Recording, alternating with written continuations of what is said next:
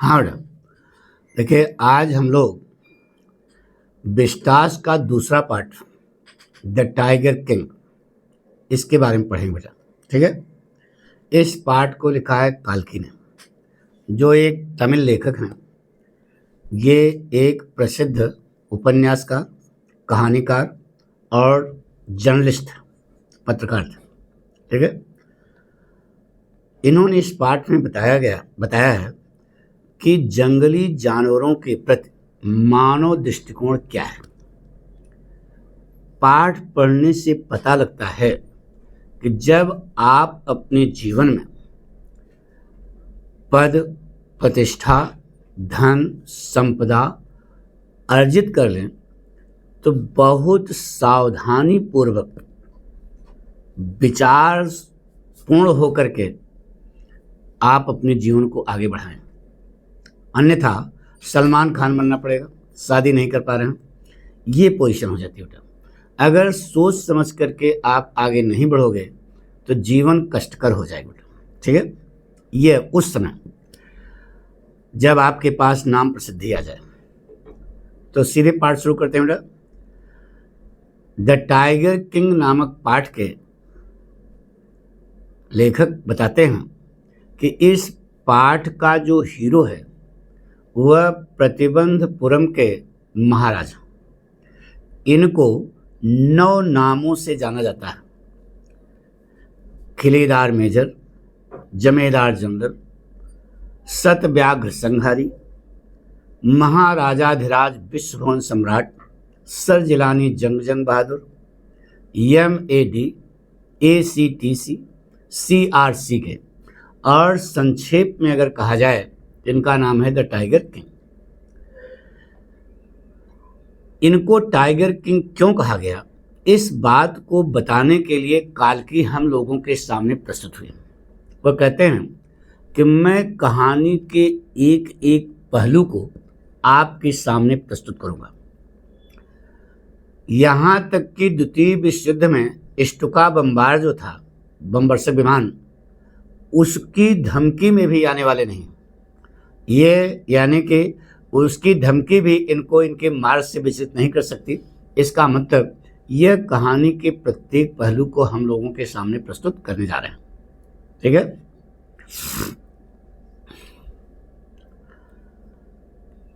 ये कहते हैं कि अगर कोई मेरी कहानी सुनना चाहे तो अच्छी बात है, नहीं तो यहाँ से जा सकता है, हमें कोई आपत्ति नहीं है।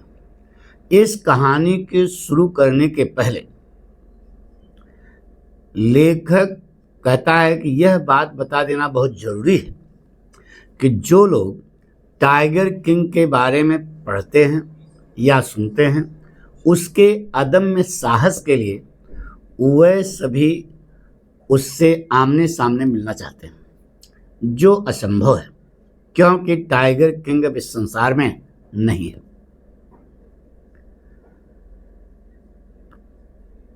टाइगर किंग की मौत की कहानी जो है वह बहुत ही रोचक और इंटरेस्टिंग है, जो इस कहानी के अंत में आपको बताई जाएगी। लेकिन उनकी मौत का सबसे महत्वपूर्ण पहलू यह है कि जब ये पैदा हुए, मतलब जब ये राजकुमार बन के पैदा हुए, तो प्रतिबंधपुरम में बहुत सारे ज्योतिषाचार्य इकट्ठा हुए। उन लोगों ने राजकुमार के बारे में भविष्यवाणी की। अपनी भविष्यवाणी में उन लोगों ने कहा कि राजकुमार को एक दिन मरना ही होगा। अपनी भविष्यवाणी में उन लोगों ने कहा कि यह बच्चा बड़ा होकर के नायकों का नायक बनेगा, योद्धाओं का योद्धा बनेगा, चैंपियनों का चैंपियन बनेगा। इतना कह करके वह भविष्यवाणी करना रोक दिए और अपने दांत से अपने ओंठों को काटने लगे। आगे कुछ कह नहीं सके। तो दरबार में उपस्थित जो दरबारी गण थे, उन्होंने ज्योतिषाचार्यों से दबाव डाला, ज्योतिषाचार्यों पर दबाव डाला कि आप लोग अपनी भविष्यवाणी करना जारी रखें। तो ज्योतिषाचार्यों ने कहा कि यह बहुत रहस्यमयी बात है, यह बताई नहीं जानी चाहिए। चूंकि आप लोग दबाव डाल रहे हो, इसलिए कहना, इनके बारे में कहना यह है यह बालक एक ऐसे नक्षत्र में पैदा हुआ है कि इसको एक दिन मरना ही होगा।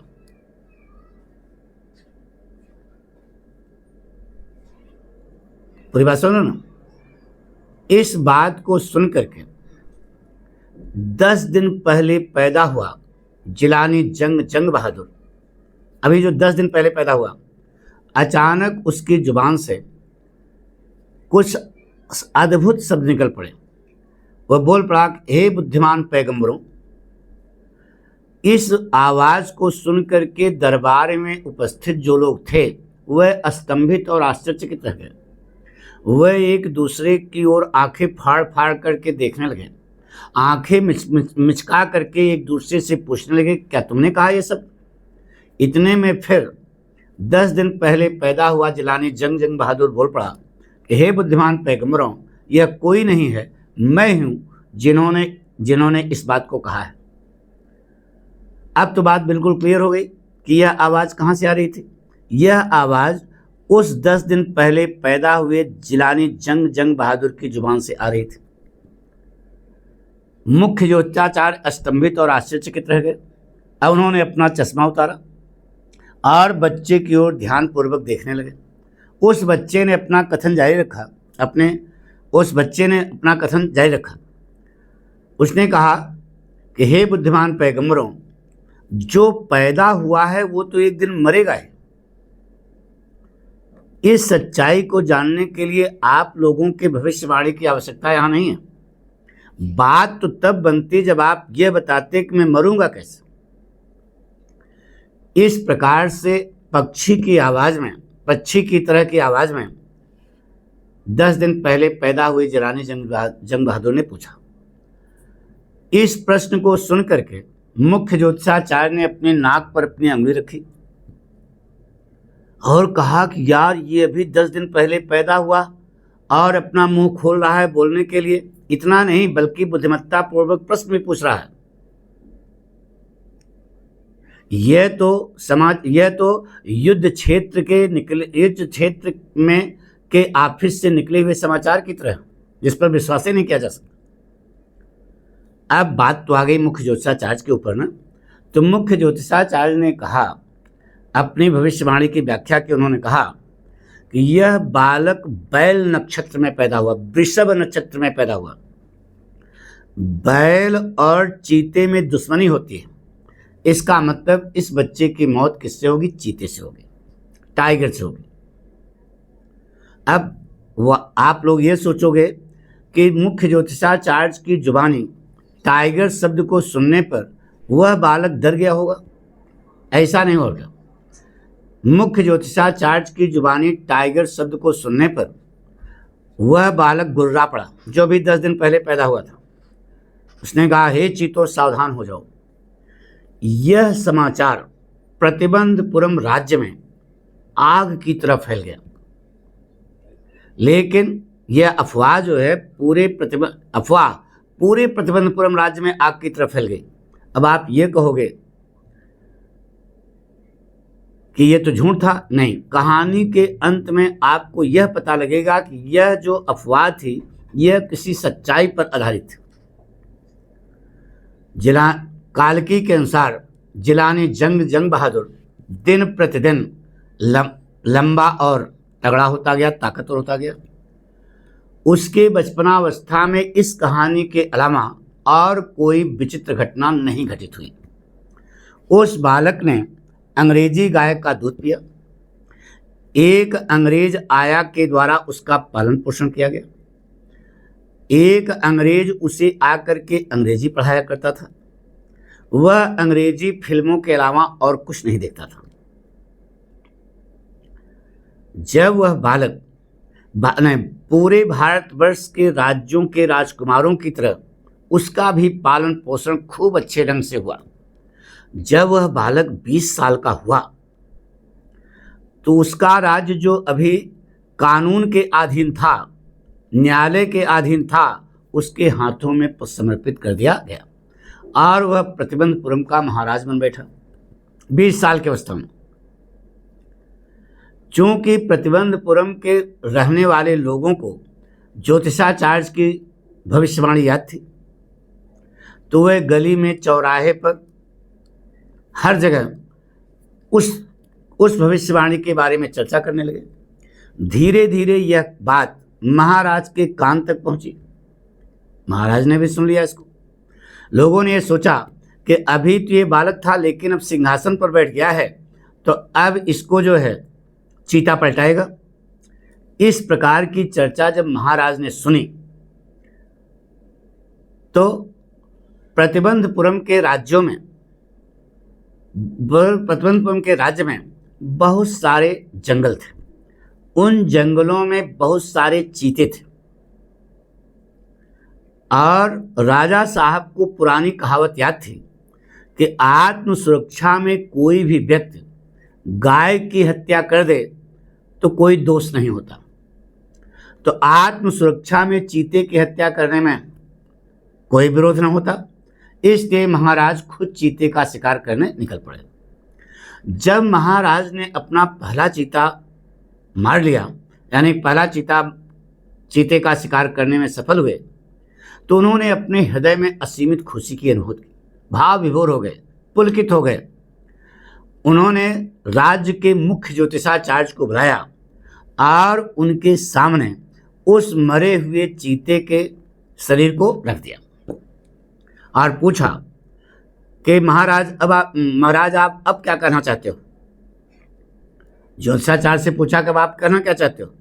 आपने कहा था चीता मुझको पलटाएगा, मैंने चीते को खुद ही पलटा दिया। इस बात को सुनकर के मुख्य ज्योतिषाचार्य तो पढ़े लिखे थे, उन्होंने दिमाग लगाया। उन्होंने कहा कि महाराज, इस प्रकार से आप 99 चीतों की हत्या कर सकते हैं, लेकिन कह करके ज्योतिषाचार्य रुक गए। तो महाराज ने कहा कि लेकिन ओकिन क्या लगाया, जो कहना चाहते हो बिल्कुल साफ साफ बात कहो, बिना डर के। तो ज्योतिषाचार्य ने कहा, लेकिन महाराज, आपको 100वें चीते से बहुत सावधान रहने की आवश्यकता है। महाराज जोश में थे। उन्होंने कहा, मान लीजिए मैं 100वां चीता भी मार लूं तब क्या होगा। तब ज्योतिषाचार्य को खिसियाहट आ गई। उन्होंने कहा कि तब मैं ज्योतिष की अपनी सारी किताबें फाड़ डालूंगा, उन्हें आग के हवाले कर दूंगा, अपनी चुटैया छोटी छोटी करा लूंगा, बाल छोटे छोटे करा लूंगा, अपनी चुटैया कटवा लूंगा और जीवन बीमा एजेंट बन जाऊंगा। जीवन बीमा एजेंट वाले झूठ बोलते हैं ना, जीवन बीमा एजेंट बन जाऊंगा। इस प्रकार से बेतुके ढंग से ज्योतिषाचार्य ने महाराज के प्रश्न का जवाब दिया, यानी कि यह कह दिया कि 100वें चीते से आपकी हत्या पक्की होगी, निश्चित हो गया। उस दिन के बाद प्रतिबंधपुरम के जंगलों में रहने वाले चीतों की बल्ले बल्ले हो गई। खुशी का समय आ गया। क्यों? क्योंकि राज्य ने एक आदेश पारित कर दिया कि महाराज के अलावा प्रतिबंधपुरम के जंगलों में कोई माइक बच्चा किसी चीते का शिकार नहीं कर सकता। एक और आदेश पारित कर दिया राज्य सरकार, स्टेट ने, कि अगर कोई व्यक्ति किसी चीते के ऊपर एक कंकड़ भी फेंकता है तो उसकी सारी संपदा और धन जब्त कर लिया जाएगा। दूसरी तरफ महाराज ने भी कसम खा ली कि जब तक मैं 100 चीता मार नहीं लूंगा तब तक मैं राज्य का कोई दूसरा काम नहीं करूंगा। शुरू में तो ऐसा लगा कि महाराज अपने लक्ष्य को बहुत जल्दी प्राप्त कर लेंगे। ऐसा नहीं कि महाराज को खतरों का सामना नहीं करना पड़ता था। कभी कभी महाराज के द्वारा चलाई गई गोली अपने लक्ष्य को मिस कर जाती थी।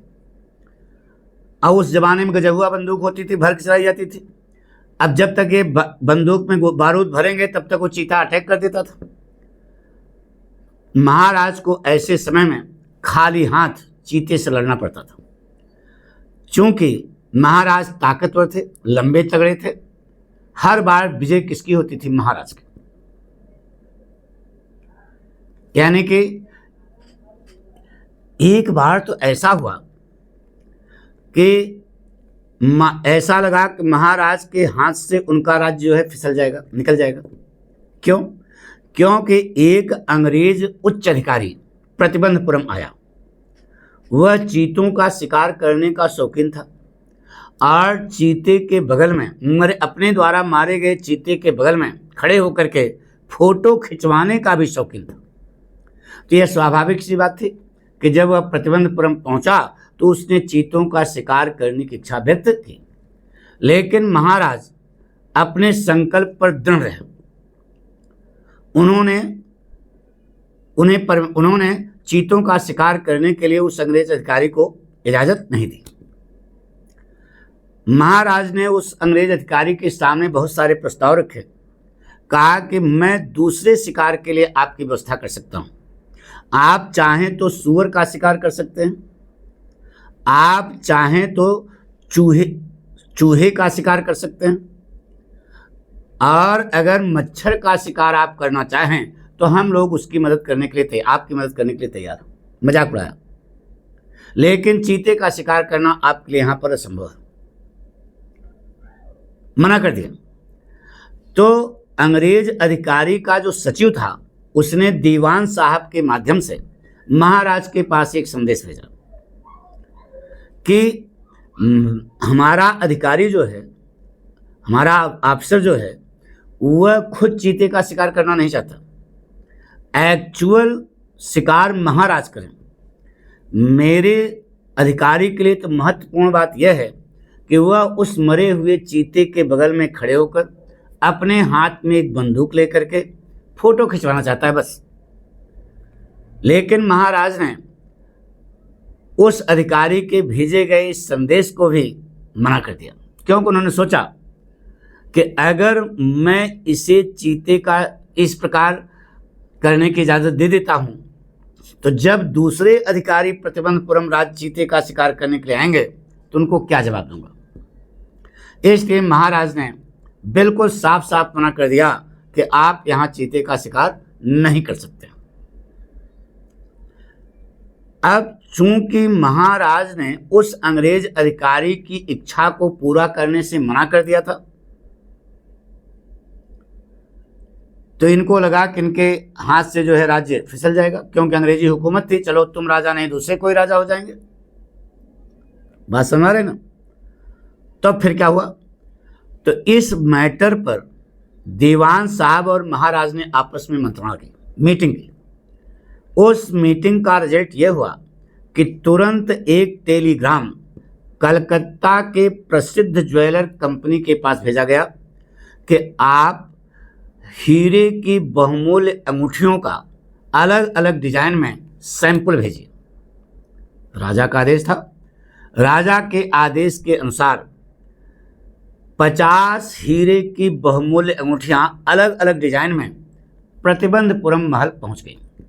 बिना सोचे समझे महाराज ने पूरी 50 अंगूठियों का लाट उस अंग्रेज अधिकारी की अच्छी पत्नी के पास भेज दिया। क्या सीख मिली कि कोई अधिकारी से काम आपका नहीं हल हो रहा है तो उसकी पत्नी को पटा लो। 50 अंगूठियां किसके पास भेज दें? उस अंग्रेज अधिकारी की अच्छी पत्नी के पास। दीवान साहब और महाराज ने यह सोच रखा था कि वह सभ्य महिला है, वह 2-1 अंगूठियां जो उसको अच्छी लगेगी वो चुन लेगी, बाकी अंगूठियां वापस कर देगी। लेकिन वह निकली हरामी पीस। वह 50 की 50 अंगूठियां हजम कर गई और तुरंत महाराज के पास एक संदेश भेजा। संदेश में उसने उस गिफ्ट के लिए महाराज को धन्यवाद दिया था, यानी 50 अंगूठियां हजम कर गई। 2 दिन बाद 3 लाख का बिल उस फेमस ब्रिटिश ज्वेलर कंपनी के पास से प्रतिबंधपुरम पहुंच गया। महाराज अपनी इज्जत बचाने के लिए 3 लाख रुपए का उन्हें भुगतान करना पड़ा। उस जमाने में 3 लाख माने रखता था, अंग्रेजों के जमाने में। पूरा खजाना खाली हो गया। वे खुश थे क्योंकि वे अपना राज्य बचा लिए थे। राज्य बच गया। अब महाराज अपने चीतों का शिकार सफलतापूर्वक करने लगे। 10 सालों के अंदर प्रतिबंधपुरम 10 साल के अंदर प्रतिबंधपुरम के स्वागत कक्ष की जो दीवारें थीं 70 चीतों की खालों से सज गईं। लेकिन उसी समय बिना किसी आशा के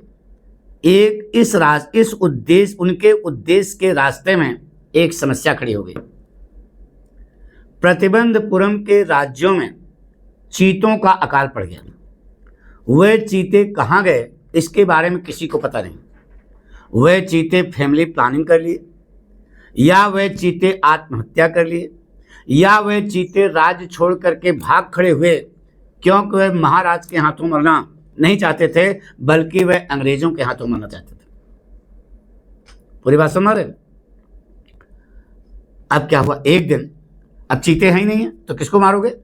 एक दिन महाराज दीवान साहब को बुलवाए और अपनी बंदूक को हवा में लहराते हुए महाराज ने दीवान साहब से कहा, देखो बेटा, कहीं कहीं पिक्चर देखते हो तो कॉमिक सीन आता ना, तो अब जॉनी लीवर भी आ जाते हैं, तो जॉनी लीवर अब आ रहे हैं, देखिए। तब अपनी बंदूक को हवा में लहराते हुए महाराज ने कहा, दीवान साहब, क्या आपको पता नहीं है कि मेरी अभी इस बंदूक से 30 चीते मारे जाने बाकी हैं।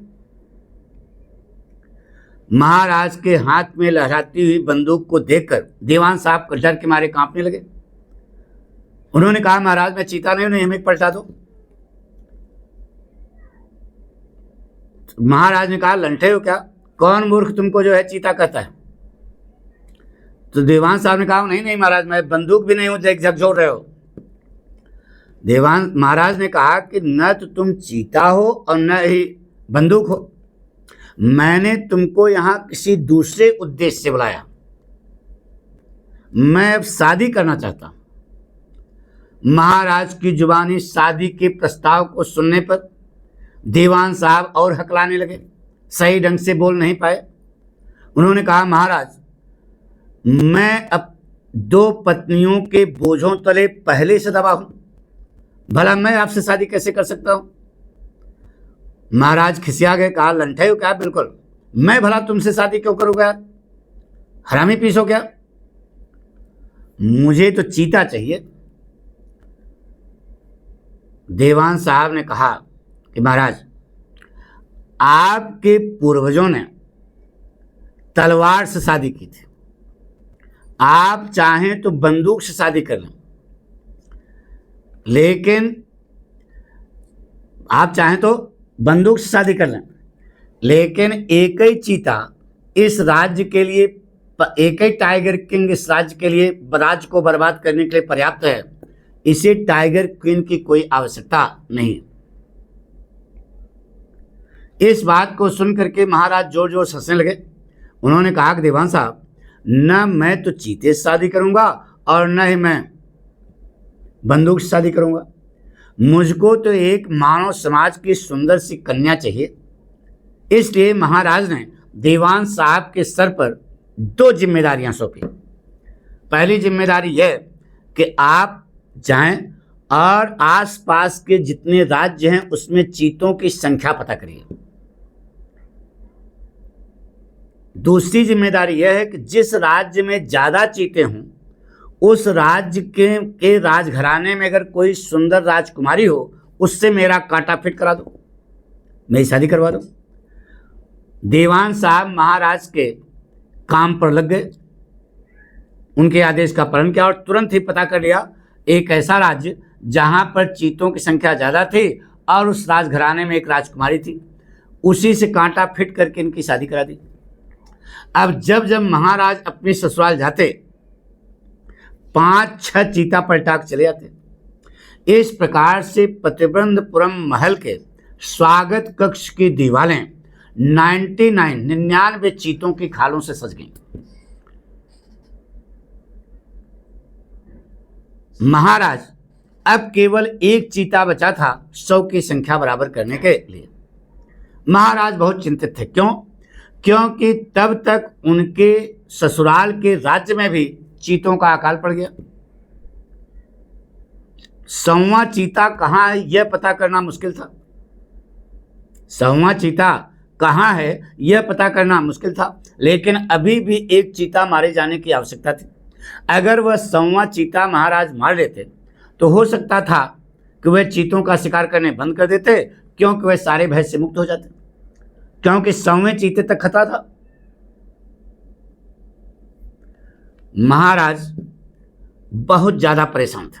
महाराज को उस सौवें चीते से बहुत सावधान रहने की आवश्यकता थी, क्योंकि मुख्य ज्योतिषाचार्य ने कहा था कि 99 चीतों की हत्या का अनुभव प्राप्त करने के बावजूद आपको 100वें चीते से अवश्य सावधान रहना चाहिए। क्यों?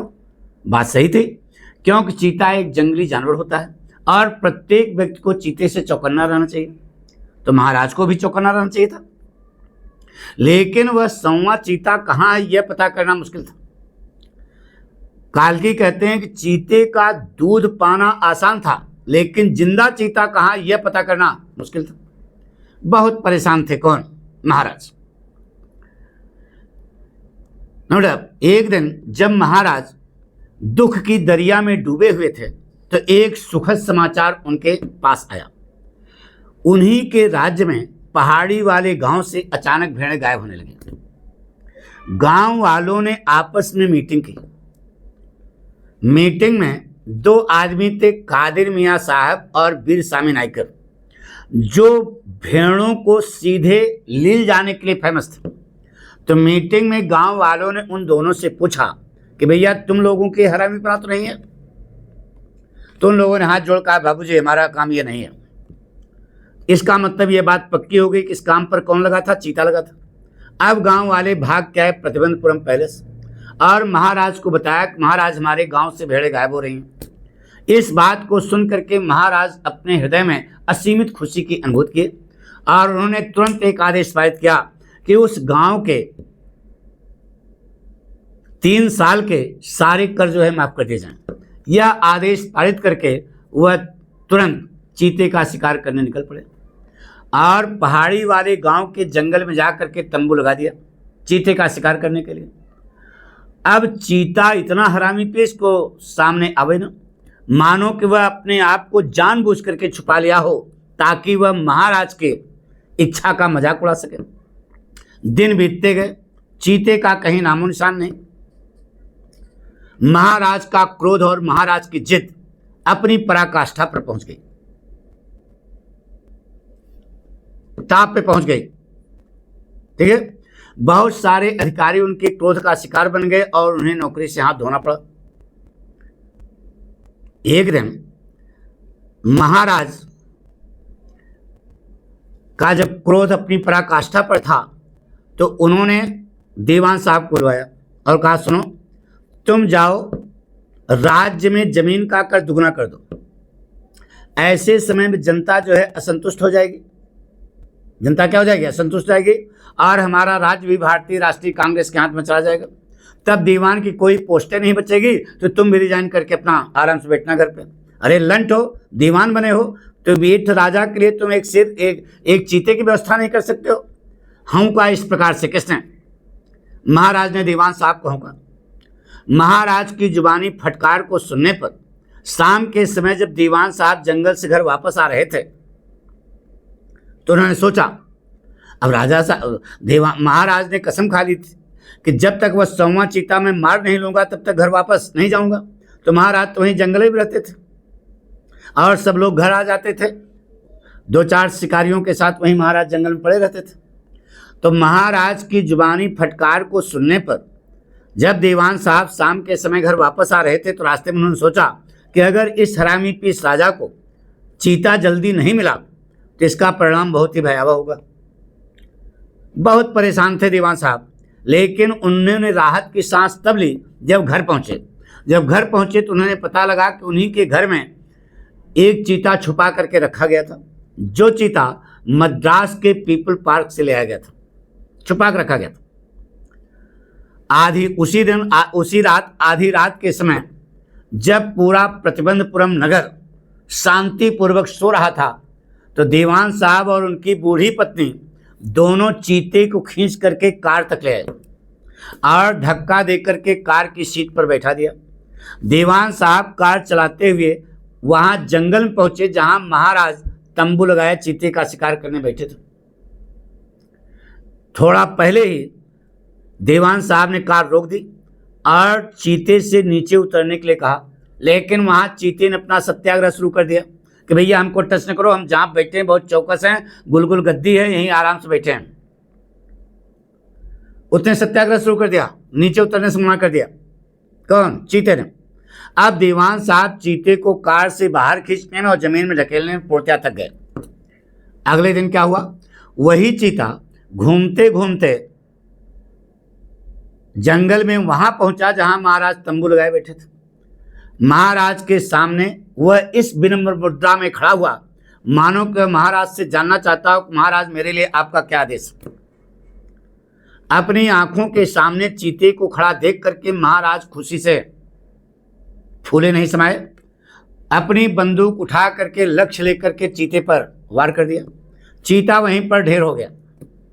महाराज बहुत खुशी हुए, कहा कि मैंने 100वां चीता मार लिया, मैंने अपनी कसम पूरी कर ली, मुझको कोई चिंता नहीं है। इतना कहा और एक आदेश पारित किया कि एक बहुत बड़े जुलूस के साथ इस मरे हुए चीते को के बॉडी शरीर को प्रतिबंधपुरम पैलेस ले आया जाए, कस्बे ले आया जाए। आदेश देख करके अपनी कार में बैठे सीधे घर वापस आ गए। अब जब महाराज जंगल छोड़ करके घर वापस जा रहे थे तो जो वहाँ पे और शिकारी लोग थे वह उस चीते के बिल्कुल नज़दीक गए ताकि वह उसको बिल्कुल नज़दीक से देख सकें। जब वहाँ पहुँचे शिकारी लोग तो वह चीता घबराहट में अपनी निगाहों को गोल गोल घुमाते हुए उन शिकारियों की ओर देखने लगा। ये लोग उसको देखने गए तो वह इनको देखने लगा। तब उन लोगों को पता लगा कि चीता तो ही मरे नहीं, यानी महाराज के द्वारा चलाई गई गोली अपने लक्ष्य को क्या कर गई थी? मिस कर गई थी। अब क्या करें? तो अब शिकारियों ने आपस में एक मीटिंग की कि इस बात को किसी को पता लगना नहीं, इस बात को राजा साहब को पता लगना नहीं चाहिए कि उनकी गोली अपने लक्ष्य को क्या कर गई? मिस कर गई। अगर उस हरामी पीस राजा को यह बात पता लग गई तो हम लोगों को नौकरी से हाथ धोना पड़ेगा। इसलिए उन्हीं शिकारियों में से एक शिकारी 1 फुट की दूरी से चीते पर लक्ष्य लिया और चीते को मार दिया। अब महाराज के आदेशानुसार उसके डेड बॉडी को, मृतक शरीर को एक बड़े जुलूस के साथ प्रतिबंधपुरम कैपिटल ले आया गया। वहां पर एक कब्र में उसे दफनाया गया और उस कब्र के ऊपर एक सुंदर सा मकबरा बना दिया गया। ठीक है, हो गया। 100वां चीता मार लिया राजा के अनुसार, जबकि 100वां चीता मारा किसने? सिपाही ने, शिकारी ने। महाराज ने 100वां चीता भी नहीं मारा। वो तो ऐसा था ना कि वह उनकी गोली की गर्जना से बुढ़ा था, मूर्छित हो गया था, वहीं पे गिर गया था, वो मरा ही नहीं था। अब क्या हुआ? बहरहाल 100वां चीता इन्होंने जब मार लिया तो महाराज के पुत्र का 3रा जन्मदिन मनाया जाना था। महाराज के पुत्र का 3रा जन्मदिन मनाया जाना। अभी तक महाराज ने अपना पूरा ध्यान चीतों के शिकार पर लगाया था। उन्होंने शाही राजकुमार के लिए उनके पास समय नहीं था। अब वह अपना पूरा ध्यान अपने बच्चे की ओर समर्पित करना चाहते थे, बच्चे को देना चाहते थे। इसलिए उसके 3य जन्मदिन पर महाराज अपने पुत्र को कुछ विशेष प्रकार का उपहार देना चाहते थे। इसलिए महाराज खुद प्रतिबंधपुरम के शॉपिंग सेंटर में गए। दुकान दुकान भटकते रहे लेकिन कोई सही उपहार नहीं मिला। अंततोगत्वा एक खिलौनों की दुकान पर उन्होंने एक लकड़ी का चीता देखा और यह निर्णय लिया कि यह लकड़ी का चीता मेरे पुत्र के 3रे जन्मदिन पर उसके लिए एक स्पेशल उपहार है।